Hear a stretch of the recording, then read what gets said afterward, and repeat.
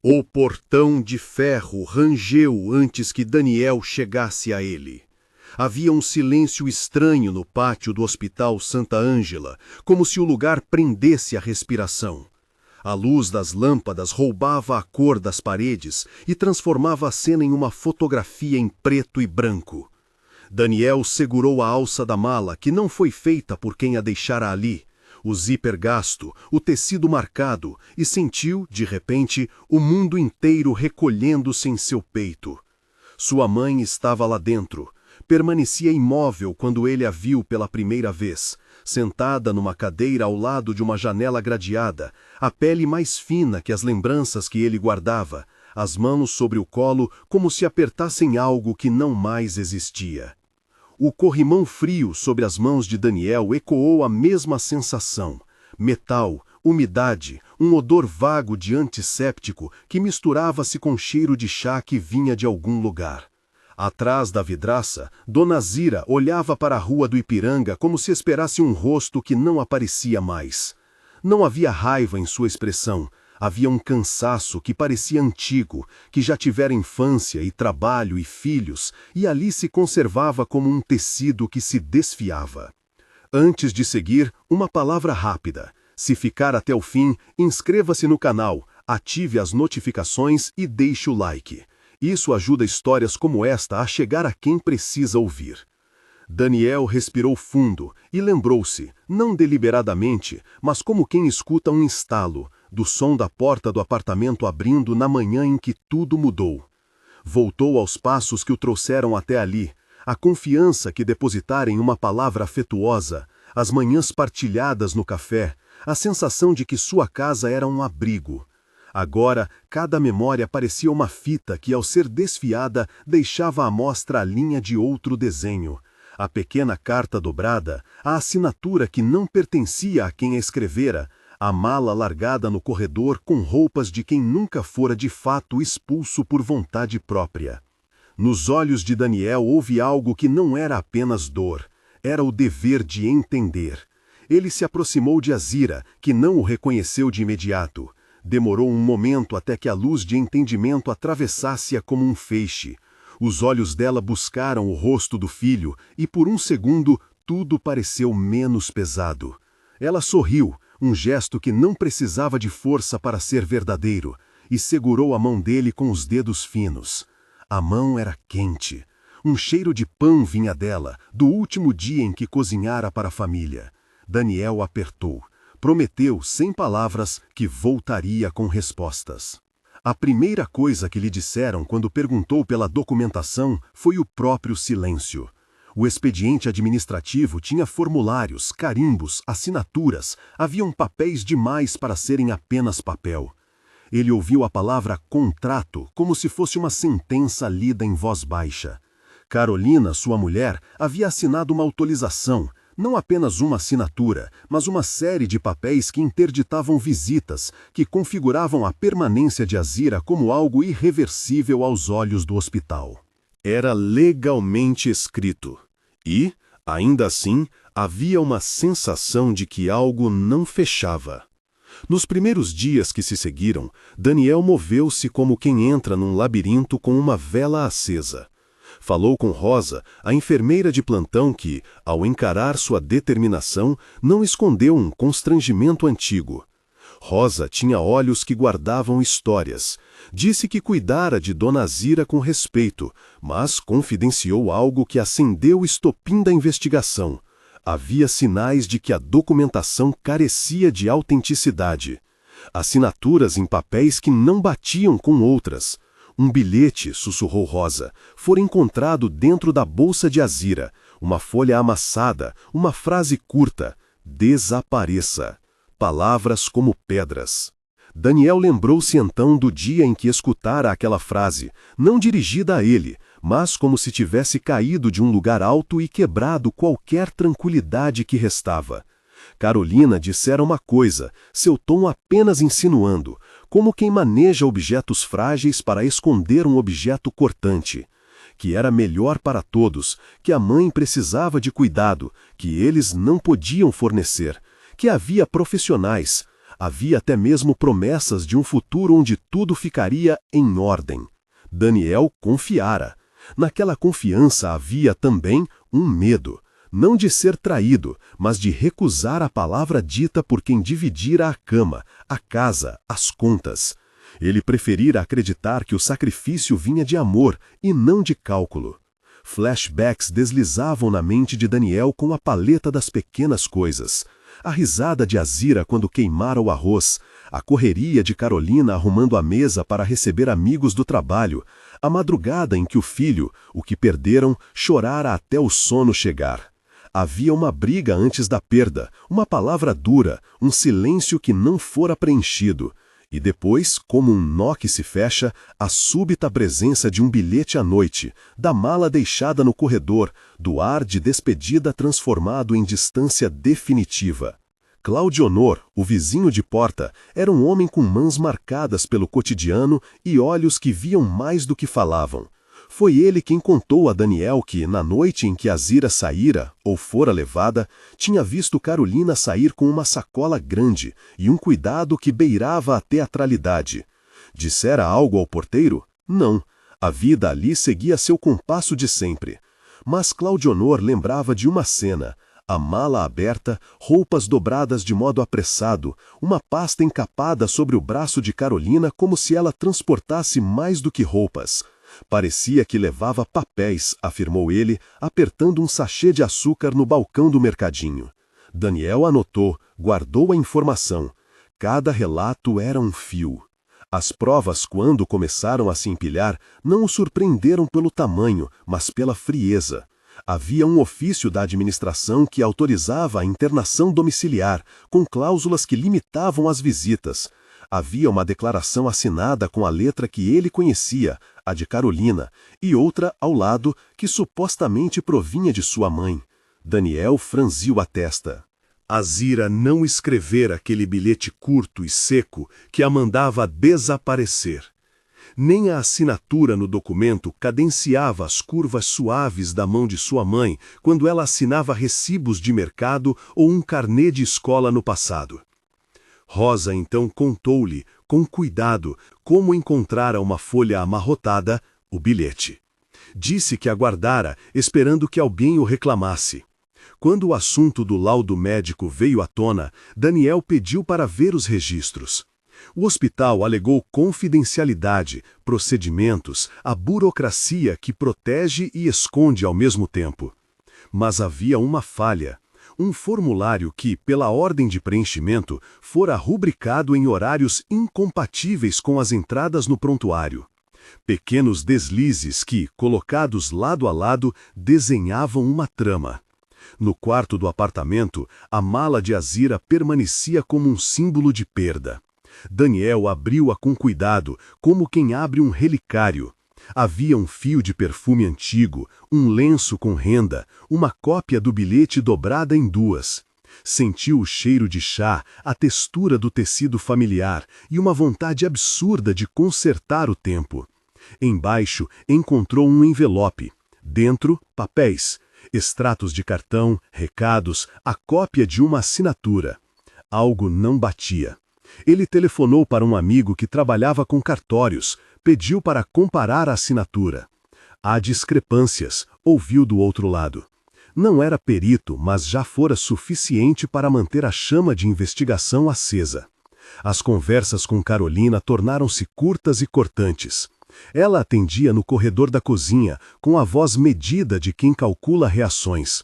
"Você está exagerando, Dan", dizia, com um sorriso que não chegava aos olhos.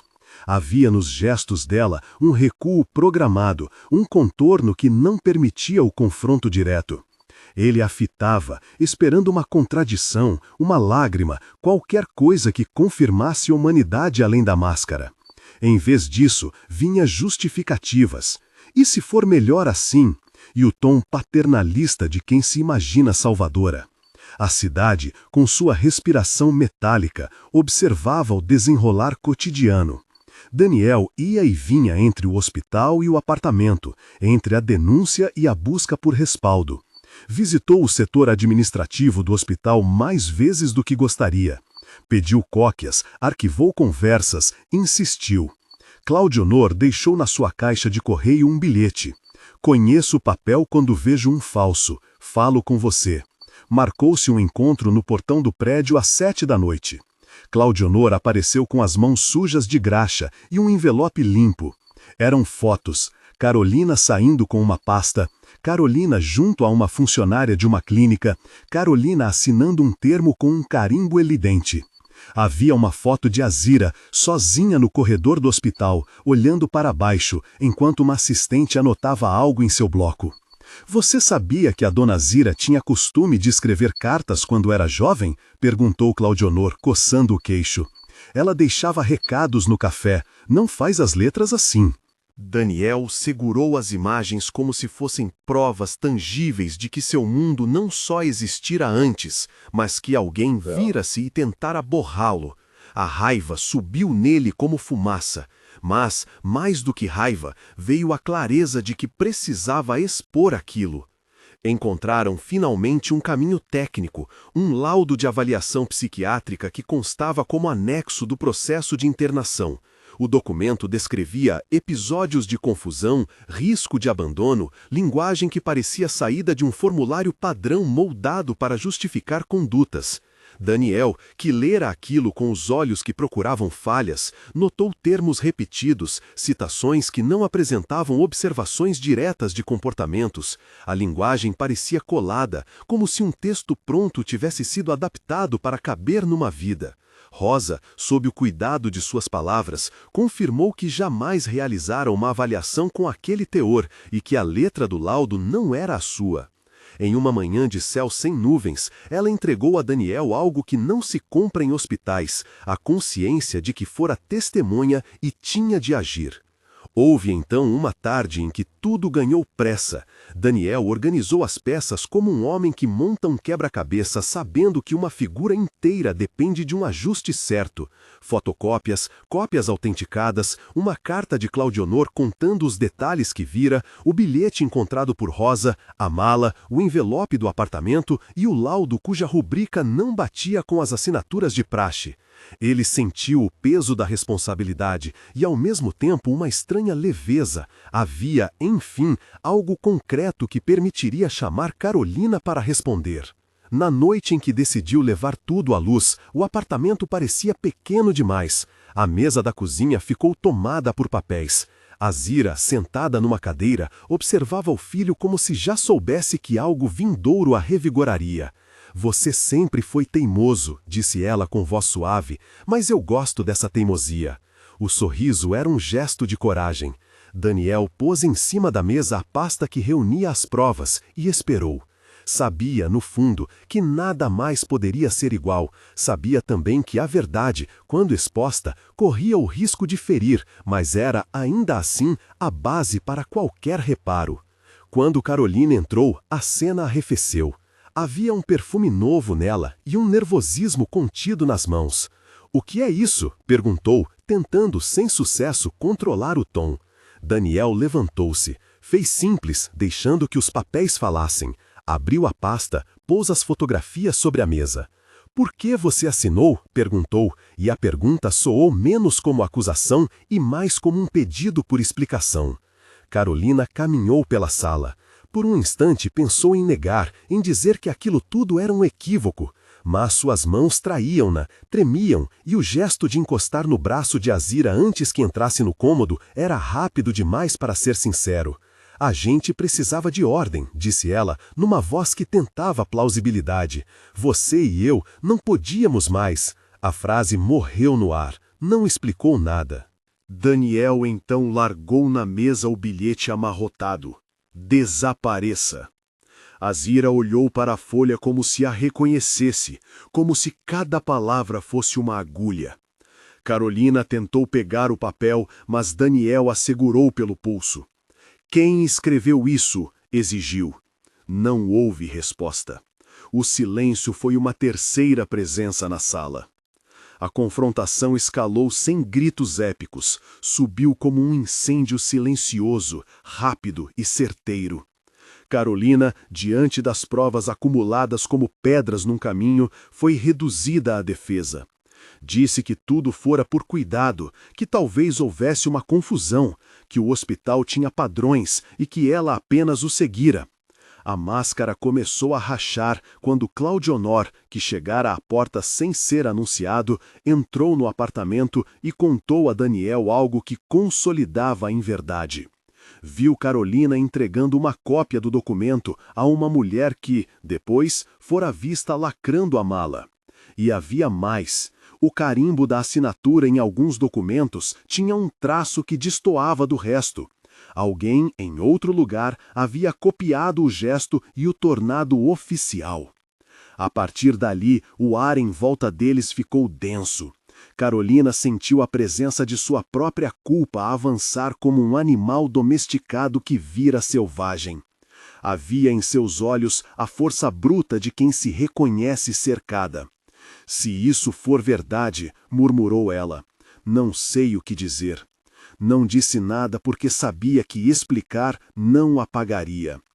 Daniel não queria destruir alguém por prazer, queria somente devolver sua mãe. Era uma diferença importante que guiava cada passo seu. Pediu que ela saísse da casa por algumas horas para que raciocinassem e encaminhou-a até a porta. Carolina deixou o apartamento como quem se retira de um palco mal iluminado. Passos curtos, fechando a janela da sala atrás de si, como se isso pudesse encobrir o que havia sido feito. Ainda naquela noite, Daniel foi ao hospital com uma lista de perguntas e uma calma que era difícil. Rosa, que o aguardava, entregou-lhe uma cópia do prontuário. Tem coisas que não se justificam, disse ela, mas precisamos de mais. Daniel sabia que a exposição teria de ser pública, que testemunhas deveriam ser ouvidas, que o peso das provas deveria ser posto de maneira que nenhuma desculpa tivesse fôlego para sobreviver. Os dias seguintes foram de montagem.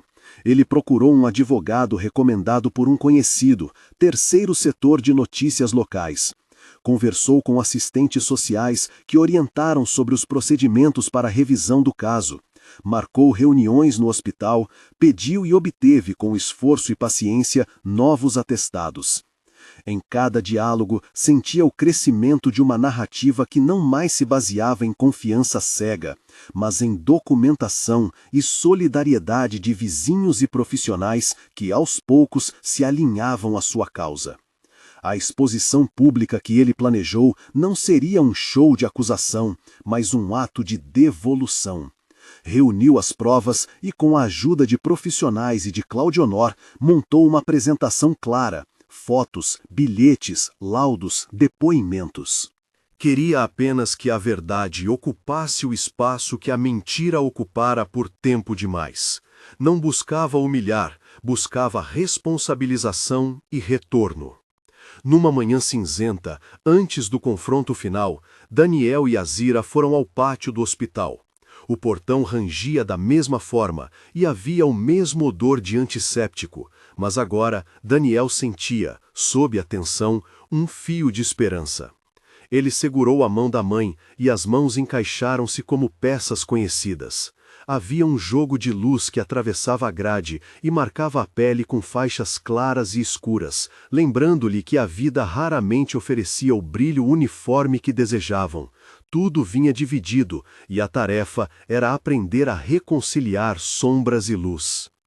Você me prometeu que não me deixaria só, disse Azira, com a voz que parecia praguejar pelo tempo perdido. Daniel respondeu apenas com um gesto firme.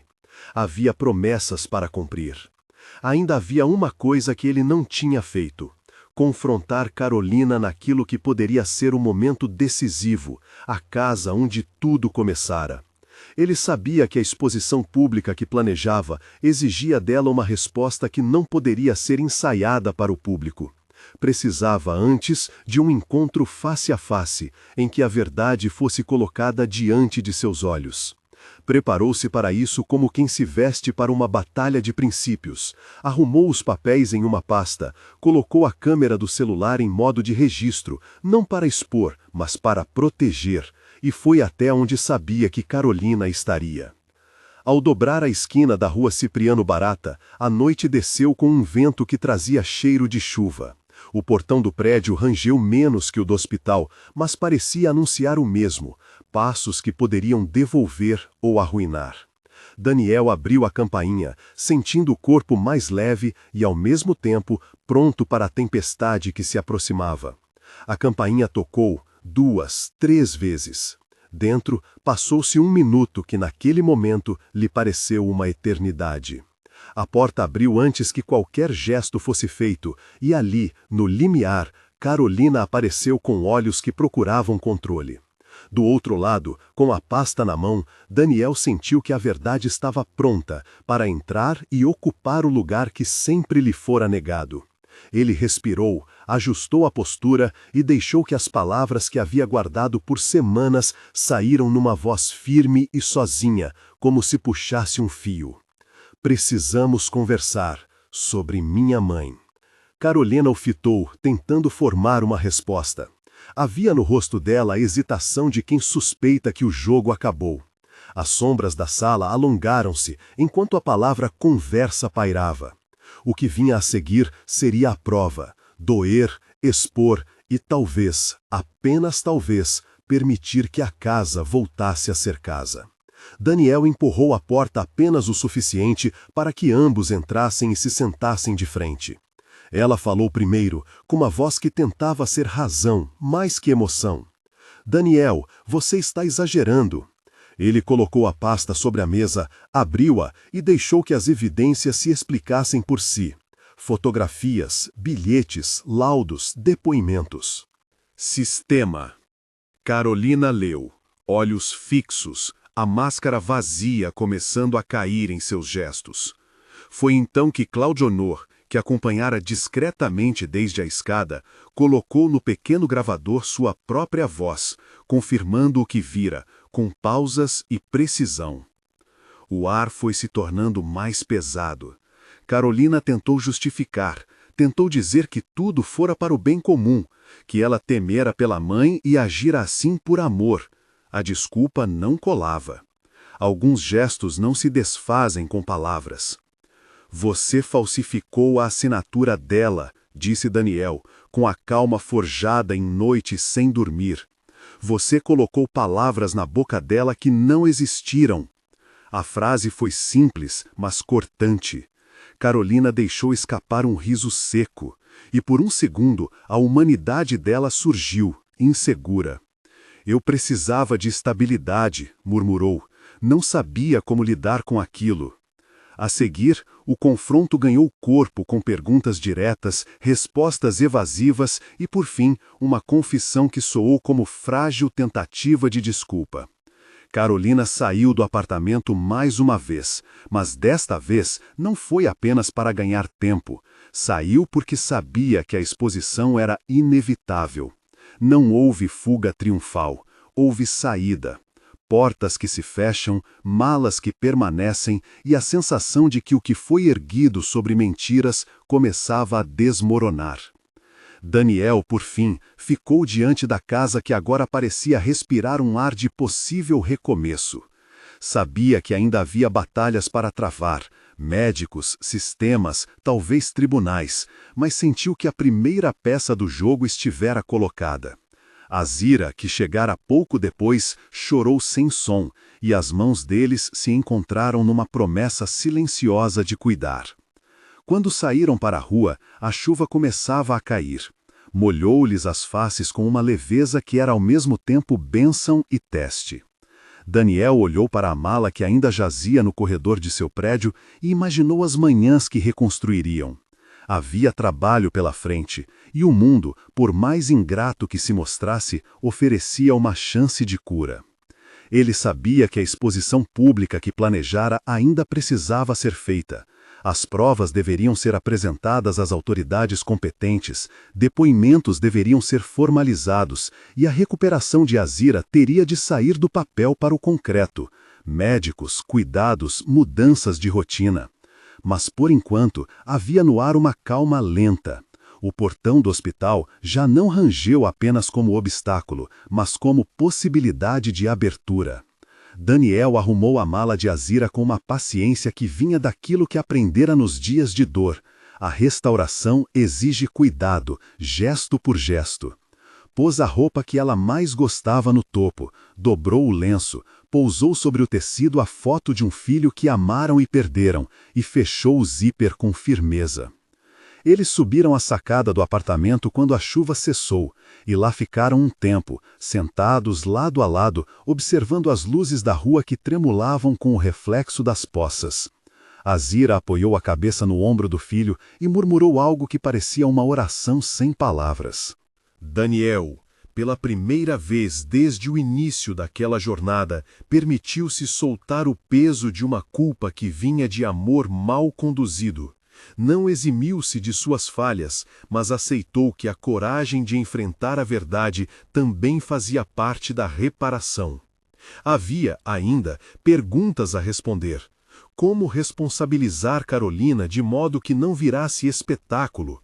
Como garantir que Azira não convivesse com a sombra de um diagnóstico que a vitimara?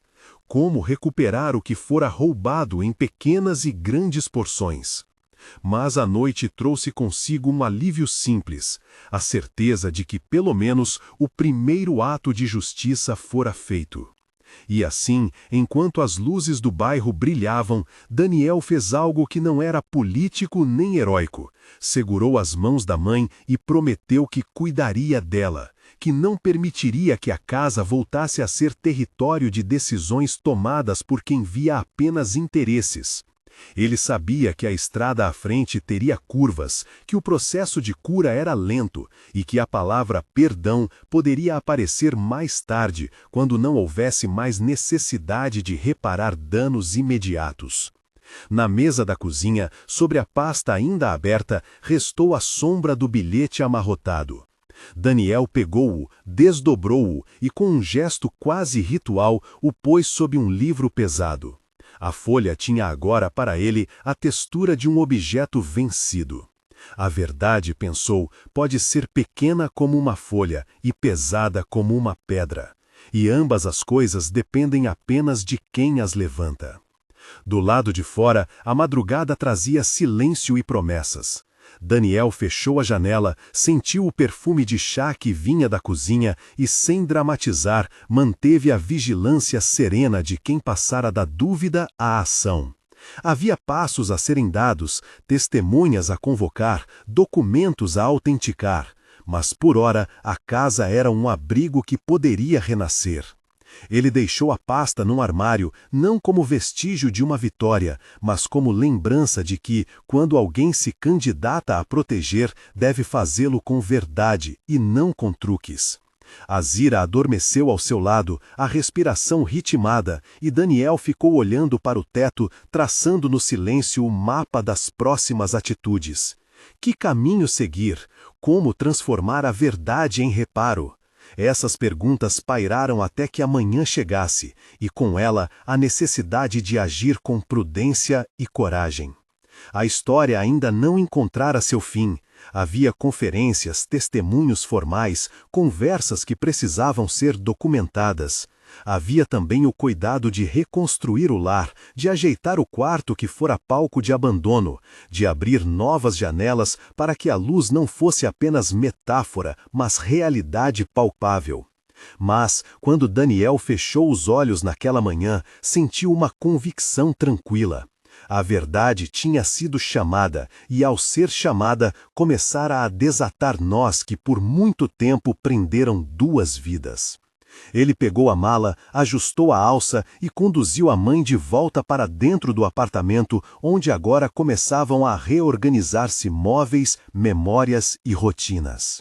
O portão do hospital ainda rangia ao longe, e a cidade, indiferente e complexa, continuava seu curso. Dentro, porém, havia mãos que se apertavam, palavras de arranjo, promessas simples, comer juntos, ajeitar a cama, alguém que voltasse ao mercado para comprar o pão que ela gostava. Antes de encerrar as coisas ainda naquele dia, Daniel fez uma ligação. Não para acusar, mas para formalizar. Marcaria com autoridades, apresentaria provas e garantiria que a palavra internação não voltasse a ser arma de exclamação para quem só queria aterrar num lar. Enquanto isso, organizaria a casa, ajeitaria o quarto e prepararia uma comida que tivesse o gosto do lar de antes. A tarde caiu com um céu limpo. Pela janela, a luz projetou o contorno do portão como uma sombra longa. Daniel olhou para Azira, que, em sua direção, recolhia um paninho da mesa e o passava com cuidado, como se limpasse também o tempo.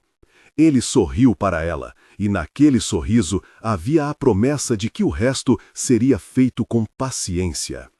Havia ainda um capítulo a escrever, a exposição pública e a consequência social para Carolina. Havia outro capítulo sobre como a sociedade reagiria, sobre possíveis recursos legais, sobre os cuidados médicos que restituiriam a dignidade de Azira. Esses capítulos esperavam, e para que fossem bem contados, Daniel sentiu que precisava preparar-se, reunir testemunhos, consolidar documentos e, sobretudo, cuidar da mãe que voltava à casa. Quando o sol se pôs, deixaram as luzes acesas na sala, como se quisessem espantar qualquer sobra. Azira deitou-se cedo, segura num abraço que o filho oferecia. Ele ficou ali por um tempo, observando o rosto suave de quem sempre lhe deu fortaleza. Ao levantar-se para fechar a janela, viu o bilhete amarrotado sobre o livro no armário. Não o confrontou, apenas o guardou, numa gaveta donde, um dia, faria uma compilação que seria entregue às autoridades. Antes de se recolher, Daniel abriu o celular e, por impulso mais do que por cálculo, gravou uma mensagem curta. Falou olhando para a câmera com a voz firme, pedindo que as pessoas ficassem até o fim, se inscrevessem, ativassem notificações e compartilhassem essa história com alguém que pudesse precisar. Não era espetáculo, era estratégia. Ele sabia que a verdade precisava de alcance. A madrugada trouxe um sono pesado, mas limpo. Daniel dormiu sabendo que, apesar de os caminhos serem tortuosos, a direção estava, enfim, definida. A casa respirava de novo como casa, não apenas como abrigo.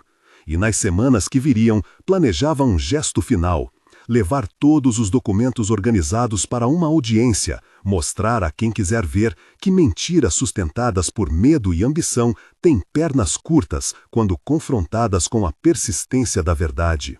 Mas isso era para outro dia. Agora fechou os olhos e deixou que o mundo descansasse também. Nos dias que seguiram, a casa mudou de ritmo. Pequenas tarefas tornaram-se rituais de recuperação. A panela antiga foi posta no fogão. O cheiro do mingau que Azira sempre gostara voltou a preencher a cozinha. O cobertor pesado, que tivera o cheiro da clínica por semanas, foi substituído pelo lençol arrumado com cuidado por Daniel. Ele passou a anotar tudo em fichas: datas, nomes, horários, palavras ditas por terceiros. As fichas enchiam uma caixa que ficava ao lado do sofá, como se ali crescesse o mapa necessário para transformar aquilo que fora violência em prova.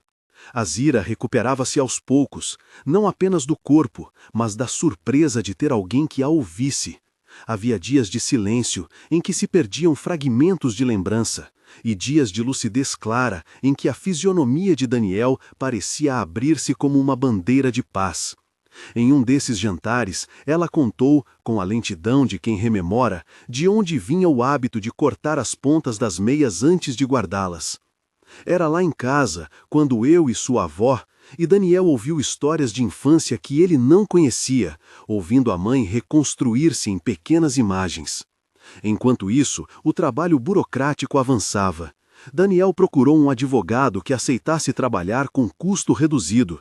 Encontrou um defensor público que, depois de ouvir o relato, fez cópias dos bilhetes, das anotações médicas e marcou entrevistas com o pessoal do hospital. O advogado falou com clareza.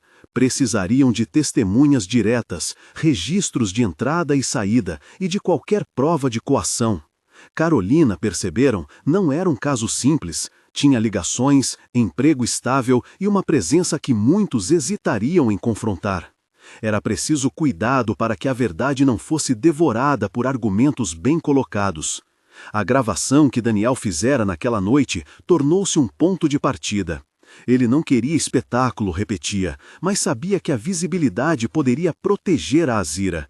O vídeo, editado com parcimônia, mostrou trechos do apartamento arrumado, a fala contida de Daniel e o rosto enrugado e sereno de Azira.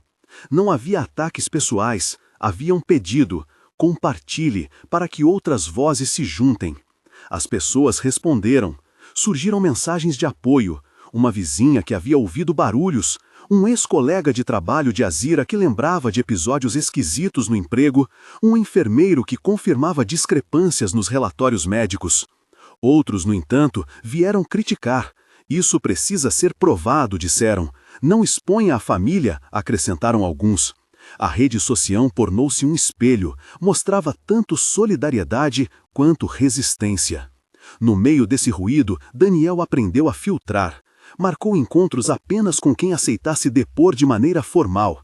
Chamou Maria do terceiro andar, que falara do arrulho vindo do apartamento em uma madrugada. Pediu que descrevesse, na presença do advogado, quanto conseguia ouvir. Maria veio por voz vermelha e voz firme. Contara passos metálicos pela casa, vozes elevadas, portas batendo. Outro depoimento veio de Luciana, enfermeira, que, no turno em que Azira fora levada, percebera algo além do comum nas anotações, uma assinatura que parecia deslocada, não era o padrão. Luciana, depois de consultar protocolos, aceitou assinar uma declaração que serviria de ponte entre o que fora alegado e o que realmente acontecera. Carolina reagiu. Primeiro foi uma mensagem curta, pedindo que cesse a calúnia. Depois, um e-mail de seu advogado exigindo retirada do vídeo e retratação pública. Havia também telefonemas anônimos, lembrando que processos por difamação podiam ser caros. Daniel ouviu tudo, mas respondeu com documentos. Quando tentaram intimorzí-lo com a ameaça de processo, apresentou a cópia dos rastros, registros de entrada no apartamento, o cartão que comprovava que Azira havia sido internada sem a sua vontade, os bilhetes amassados que ele encontrara. A estratégia de Carolina, minimizar, confundir, responsabilizar a vítima, encontrou uma parede de paciência e organização. Ao mesmo tempo, surgiram apoios institucionais. Um grupo de defesa do idoso ofereceu acompanhamento social. Uma repórter local pediu para ouvir Azira, não para sensacionalizar, mas para entender como o sistema poderia falhar uma pessoa só. Daniel hesitou com a ideia de entrevistas, temendo a exposição da mãe, mas viu que havia valor em transformar aquele caso em aviso. Outras famílias poderiam ser poupadas se o problema fosse conhecido. Permitiu uma conversa moderada, presencial, em que Azira falou por instantes sobre a perda de autonomia, sobre o medo de ser desacreditada. As palavras saíram simples. Eu não queria ir, eu queria minha casa. Aquilo bastou para muitos que não sabiam, de repente, escolher um lado. Houve, claro, resistência aberta de amigos de Carolina. Uma vizinha mais próxima dela declarou em voz alta que Azira era confusa e que alguém havia exagerado. Outra pessoa trouxe à tona uma antiga discussão entre família, como se tudo pudesse ser reduzido a um desentendimento doméstico. Daniel sentiu, mais uma vez, a dificuldade de transformar uma agressão íntima em um caso reconhecido publicamente. Aos poucos, porém, as provas tendiam a se alinhar com a narrativa dele, documentos, testemunhos, o próprio depoimento de Azira em dias de lucidez. As semanas se organizaram num calendário de audiências e exames. Daniel passou tardes no cartório, noites digitando petições, manhãs acompanhando consultas médicas. Cuidar de Azira era também um ato de resistência. Levá-la ao mercado para escolher o pão, sentar com ela no sol do corredor, insistir para que tomasse remédio quando o esquecimento começava a lhe sorrir de novo. Cada gesto era pequeno, e cada pequeno gesto reconectava dois corpos que tinham sido esticados pelo medo. Na penumbra de uma noite de chuva fina, depois de um dia infindável de entrevistas, o apartamento recebeu uma visita inesperada. Tocaram a campainha forte, de modo que as janelas vibraram. Daniel atendeu com a mão trêmula. Do outro lado, um homem com um crachá que não reconheceu tentou se impor.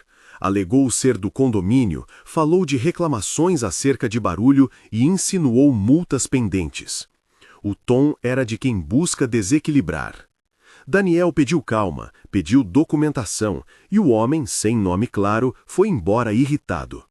O episódio deixou um rastro de inquietação. Parecia que, a cada movimento em favor da verdade, surgia uma tentativa de rebaixar a causa pela via do aborrecimento cotidiano.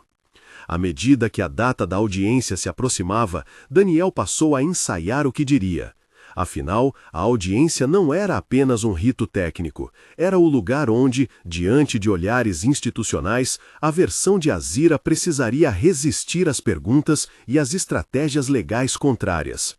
Ele e o advogado traçaram a ordem dos depoimentos. Primeiro, o relatório médico, depois, as testemunhas, por fim, o próprio relato de Azira. Foram escolhidas com cuidado as palavras que ele deveria usar ao descrever as contradições nos documentos. Firme, sem ódio, sem exagero. Precisava ser preciso, como quem costura um tecido frágil com linha invisível. Na véspera, sentaram-se à mesa com o que restava de lenha nos olhos e com a consciência do que está em jogo. Azira, com a expressão serena de quem aceita o que vem, falava pouco. Veio então uma conversa simples, sem maiores floreios. Daniel perguntou se ela queria que tudo fosse contado. Azira apertou a mão do filho, respondeu com um sorriso que parecia antiga coragem e disse: "Conte, para que outros não se calem." Essas palavras foram como um pacto. A manhã da audiência trouxe sol tímido e um vento que sacudia folhas molhadas nas calçadas. O edifício onde ocorreria a audiência cheirava a livro novo e a café.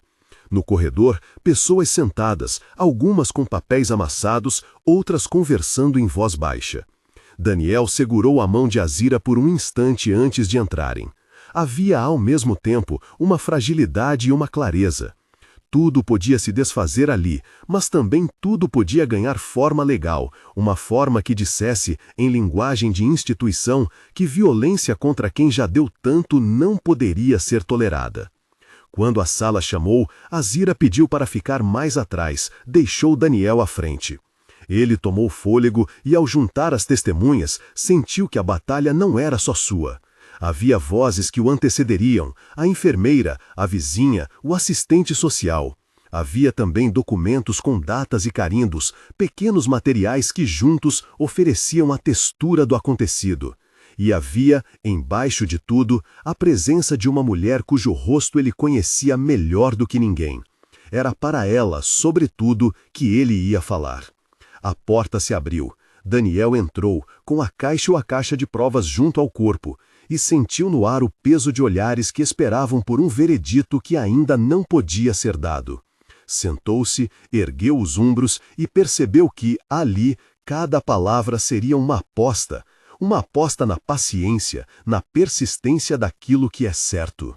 Quando o presidente da mesa olhou por sobre os papéis e anunciou que o procedimento começaria, Daniel respirou fundo e começou a falar, com voz que tremia de contenção. Ainda havia o confronto pela frente, os argumentos a serem desfeitos, as investidas de quem queria proteger outra narrativa. Mas, naquele instante, algo o empurrou para a frente.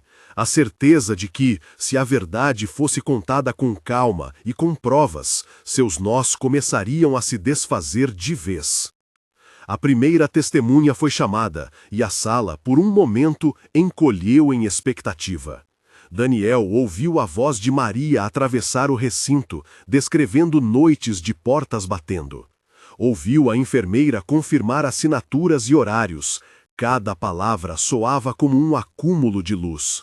Do outro lado, Carolina acompanhava, o rosto duro, as mãos entrelaçadas num gesto que tentava imobilizar a própria ansiedade. Quando chegou sua vez de contestar, a respiração do ar parecia diferente, havia uma tensão que prometia embate. E assim, no meio de papéis, citações e perguntas que cortavam o ar, o processo prosseguia, e com ele a história de dois corpos que buscavam voltar para si. Daniel sabia que ainda não seria o fim, sabia que havia feridas a tratar, nomes a proteger e decisões a honrar. Mas também pressentia que, por entre a fala e a prova, se desenhava um novo começo, menos da ordem de consolo imediato e mais de uma possibilidade de justiça que, enfim, poderia servir de amparo para quem chegasse depois. Quando a voz que presidia a audiência fez uma pausa, os olhos de Daniel encontraram os de Azira. Ela acenou, um gesto mínimo de coragem. Ele olhou para o advogado ao lado e este fez um sinal sutil. Era hora de narrar, com calma, aquilo que tinha de ser dito em primeira pessoa. Daniel respirou, ajeitou os papéis à sua frente e começou a relatar, francamente, a noite que mudara tudo. Mas parou apenas quando percebeu que uma pergunta fundamental viera do outro lado da mesa, solicitando que ele descrevesse com exatidão o primeiro contato que fizera ao descobrir o bilhete no armário. A palavra que se avizinhava era pesada, e o som do rol lá fora parecia se afastar. Ele abriu a boca para responder, sentindo que daquela resposta dependeria parte do desfecho que ainda não estava escrito. E no momento em que sua voz atravessou a sala outra vez, todo o resto aguçou-se em silêncio, porque, naquela narrativa humana, cada linha dita ali poderia ser um fio que se puxasse até o fim do novelo. Abriu o armário porque precisava do casaco, começou Daniel, a voz firme ganhando corpo à medida que lembranças se alinhavam. Tinha um envelope simples, sem remetente, preso por dentro da porta, dobrado como se não quisessem que fosse visto. Havia uma caligrafia pequena, inclinada, e quando li aquilo, senti que alguém puxava o ar do meu peito. Hesitou, fechou os olhos um segundo como quem revira um corte que ainda dói, e prosseguiu com a clareza que a audiência exigia. Dizia, se contar, tudo se quebra. Sistema. Se calar, evita-se a vergonha. Não eram muitas palavras, mas o tom era de ameaça. Tinha um aviso. Se eu falasse sobre certos encontros, haveria consequências. Havia um nome assinado no final, e eu reconheci a mão. No rosto de Carolina, a cor mudou. Os dedos dela apertaram um lenço que alguém lhe estendeu, e do lado da mesa o advogado adverso esboçou um movimento, pronto a intervir. O presidente fez um gesto rápido e sereno. Deixe o relato seguir. Daniel retomou. Naquele momento, pensei em perguntar, disse olhando para o advogado, que acenou para que continuasse. Pensei em rasgar o papel, em esconder o fato, em fingir que nada havia acontecido. Mas eu pensei nela. Pensei em como ela gostava de ter o armário organizado, em como guardava cartas antigas num bolso do casaco. E então coloquei o envelope no meu bolso e saí sem dizer nada. Fui até casa e antes de dormir, li de novo. Foi aí que entendi que aquilo não era um erro, era um aviso. Não podia ser só um papel, porque era a confirmação do que eu já pressentira nas palavras e nas noites de silêncio. Sua voz falhou ao pronunciar silêncio. Azira prendeu a respiração, a mão sobre a do filho, como se a apertasse para transmitir não só coragem, mas permissão para continuar. No dia seguinte, prosseguiu Daniel, tentei confrontar. Perguntei, com cuidado, se havia um mal-entendido. A resposta foi uma risada curta, um desvio de olhar e, mais tarde, uma mudança de tom nas mensagens. Aquilo me deixou mais inquieto. Não era só sobre mim. Comecei a ver alterações no comportamento dela, decisões tomadas sem me consultar, justificativas que não fechavam, pequenos controles, quais roupas eu usaria, com quem falar. Cada gesto encaixava-se naquele aviso do bilhete. Percebi que aquilo não era proteção, era dominação. Uma pergunta cruzou a mesa do outro lado, feita por uma voz que tentava disfarçar a pressa. E quando foi o primeiro contato físico que interpretou como abuso? Daniel conteve o ar e voltou para a noite que abrira tudo. Foi numa sexta. Ela disse que ia ver uma amiga e voltou tarde. Fui buscá-la. No carro tivemos uma discussão. Ele falou, a memória desenhando a cena com precisão. Ao estacionar, disse para mim que eu exagerava. Quis sair do carro, ela me empurrou de volta. Não foi um empurrão forte, mas foi a primeira vez que senti que não podia escolher meu próprio corpo ali. Então houve mais empurrões, portas batendo, e num gesto que hoje reconheço claro, agarrou meu braço com tanta força que meus dedos ficaram dormentes. Saí, com o braço marcado, e naquela noite escrevi num caderno tudo o que aconteceu. Guardei o caderno, com medo de que, se eu o perdesse, perderia a prova de que havia sofrido. O procurador pediu para que a transcrição daquele caderno fosse juntada aos autos. Daniel acenou. Ele sabia que ali, cada página seria uma ponte entre sua memória e aquilo que a lei poderia reconhecer. Do outro lado, Carolina manteve uma expressão de pedra. Havia momentos em que sua boca se apertava como quem tenta conter uma tempestade, e outros em que o olhar vagueava como procurando um ponto de fuga. O advogado defensor lançou olhares rápidos ao presidente, procurando brechas, tentando transformar dúvida em sombra. Quando foi perguntado sobre por que não fizera a queixa antes, Daniel explicou sem rodeios. Tive medo de não ser acreditado. Tive medo também do que se perderia, a casa, as contas, o normal que restava para nós. Mas, principalmente, tive medo pela minha mãe. Ela depende de mim. Pensei que, se eu confessasse aquilo, tudo cairia sobre nós. A Zira estremeceu. A sala, por um instante, ficou apenas o som de papéis sendo folheados. E por que resolveu agora? Inquiriu alguém da mesa, com leve pressa.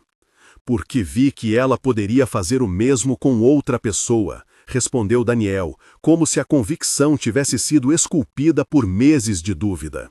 Porque não queria que alguém mais sentisse o que eu senti.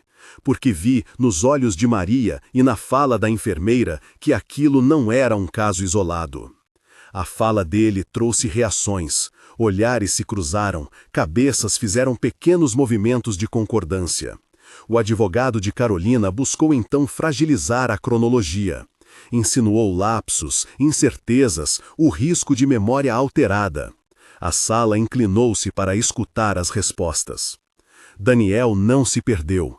Trouxe datas, horários, o registro de mensagens, os carimbos do atendimento na emergência que havia acompanhado um episódio de dor e que a defesa tentava minimizar.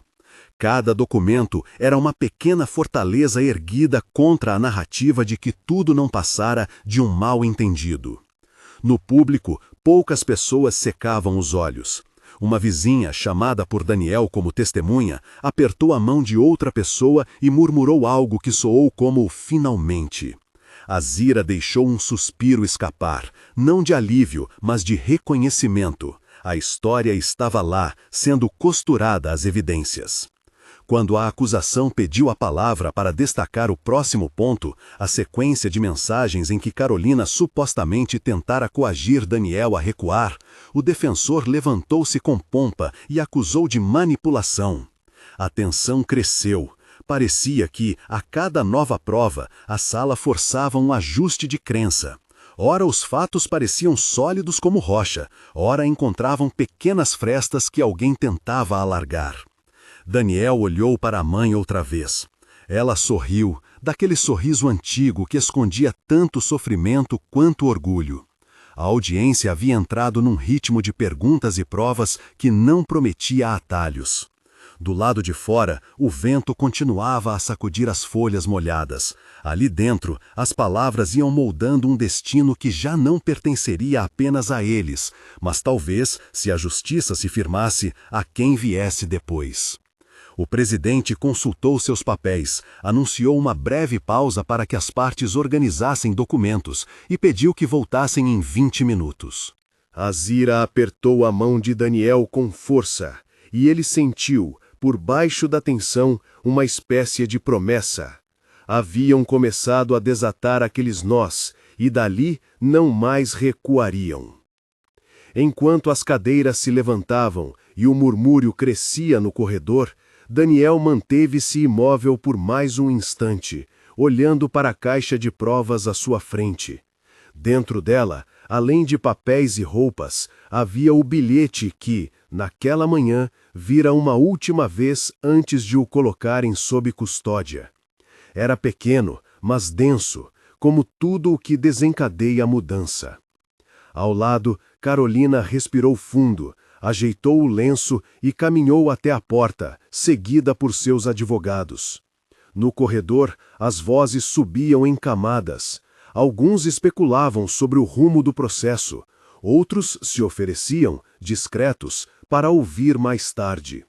Azira e Daniel ficaram por ali, próximos à mesa, ouvindo as cadeiras se afastarem, como se cada movimento batesse o compasso de uma história que continuaria sendo contada.